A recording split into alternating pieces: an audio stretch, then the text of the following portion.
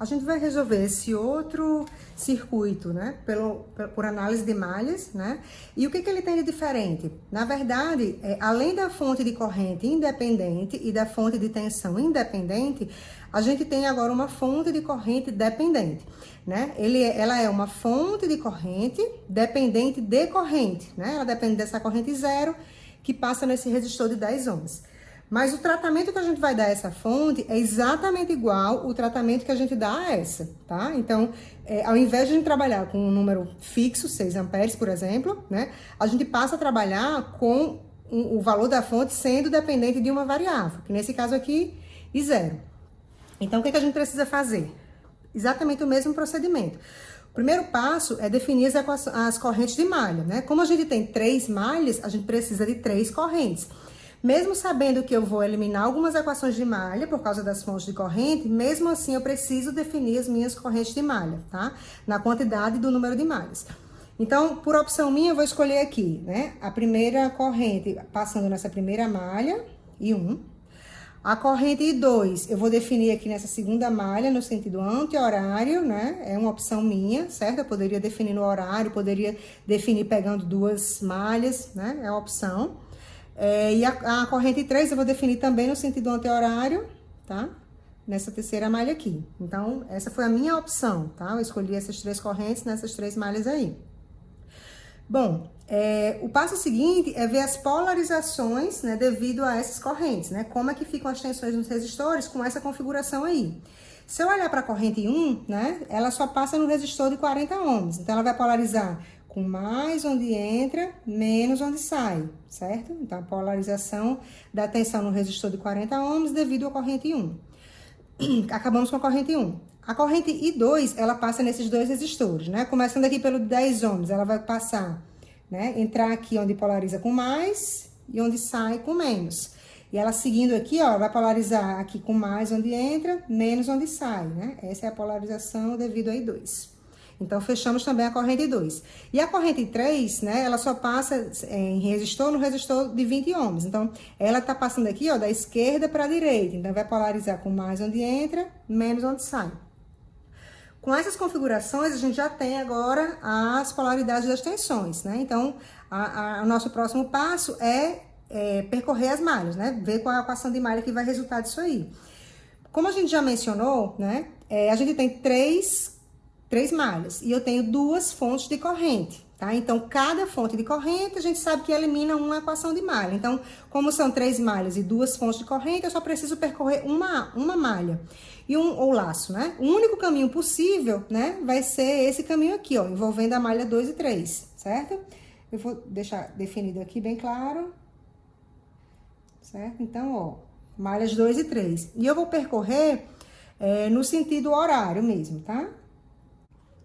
Começando aqui da fonte de 30 volts, né? Como eu tô percorrendo no sentido horário, eu vou passar aqui na fonte de um potencial negativo para um positivo, ou seja, eu tô crescendo o potencial, então vai ficar 30 positivo, certo?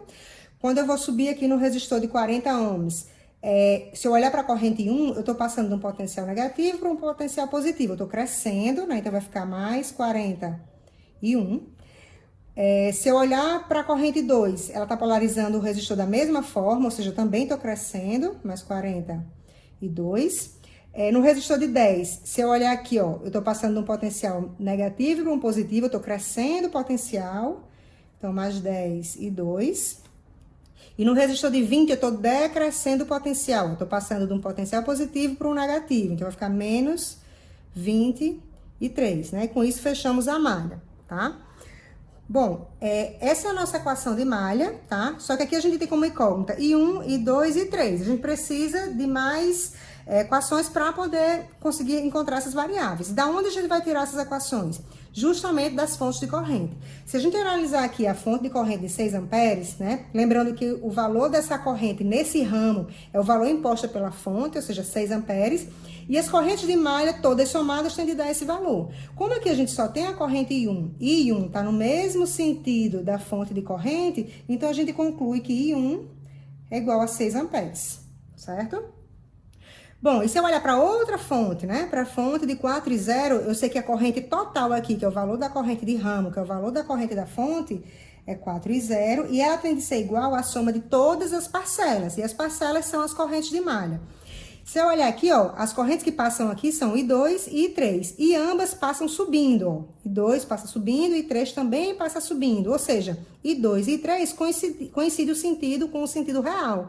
Então, isso quer dizer que elas têm as relações positivas com a corrente real, tá? Então, eu vou ficar aqui 4 e 0 é igual a I2 mais I3. Se por um acaso eu tivesse definido I3 o contrário, aí ficaria I2 menos I3, por exemplo, né? Porque I3 seria um sentido contrário ao sentido real, tá? Que é o sentido da fonte 4 e 0.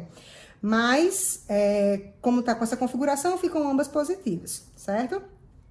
Bom, outra relação que a gente vai precisar aqui é o valor de quem é I0, né? I0 é a corrente de ramo, ou seja, é a corrente real que passa nesse resistor de 10 ohms. E eu sei que só de corrente de malha que passa aqui é o I2. Só que I2, ela tá no sentido contrário. Ou seja, o I0 vai ser igual a I2, só que com sentido contrário. E isso eu represento com um sinal negativo. Então, I0 vai ser igual a menos I2, tá? Então, daqui, ó, eu já consigo tirar uma relaçãozinha aqui, ó. 4 e 0 é igual a I2 mais I3. O I0, como é menos I2, né? Então, aqui vai ficar menos 4 e 2. Quando bota pra cá, eu vou ter que menos 5 e 2 vai ser igual a I3, né? Então, com isso, eu já eliminei uma variável do meu sisteminha. E pra gente escrever logo, a variável que a gente quer encontrar é justamente o valor de V0, certo? Então, V0 a gente sabe, né, da lei de Ohm, que vai ser RI. Quem é o R? É 10 ohms, que é o resistor, né, ao qual essa tensão tá referenciada. E a corrente, né, eu vou dizer o seguinte, a corrente que passa aqui, né, ou eu posso escrever em função de I0, ou eu posso escrever em função de I2. Só que eu vou deixar tudo em função de 2, tá? Mas isso é uma opção, também podia ser de qualquer forma. Então, a corrente que passa aqui é o I2, então vai ficar 10 e 2. Só que eu tenho de analisar se essa relação é positiva ou negativa. Como é que eu sei isso? V0 tem uma marcação, tá? Eu sei que a minha referência para V0 é que o mais seja na esquerda e o menos seja na direita.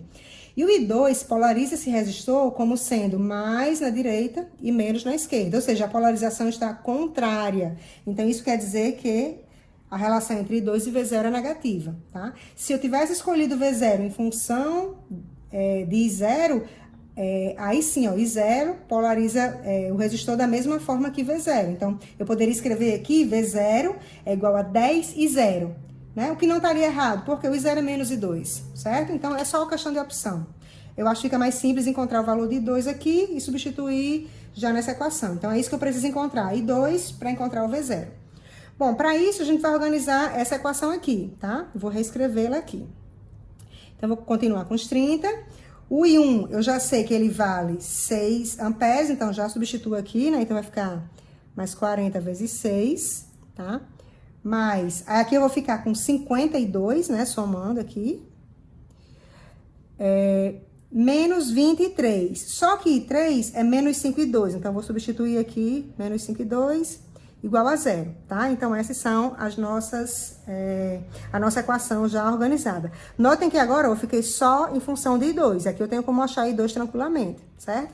Então, arrumando aqui, eu vou ficar com 270, mais 52, mais 100, né? I2, igual a 0. Isso vai me dar um valor de I2, tá? De menos 270 sobre 150, que isso vai me dar menos 9 sobre 5 amperes. Então, eu vindo com esse valor e substituindo aqui em V0, tá? Então, o meu V0, né, ele vai valer menos 10, né, e 2, menos 10, o I2 é menos 9 sobre 5, tá? Então, o meu valor de V0, né, isso vai dar 18 volts, né, positivos, certo? Então, quer dizer que a polarização para V0 é exatamente a que está marcada aqui, e o módulo dela é 18 volts.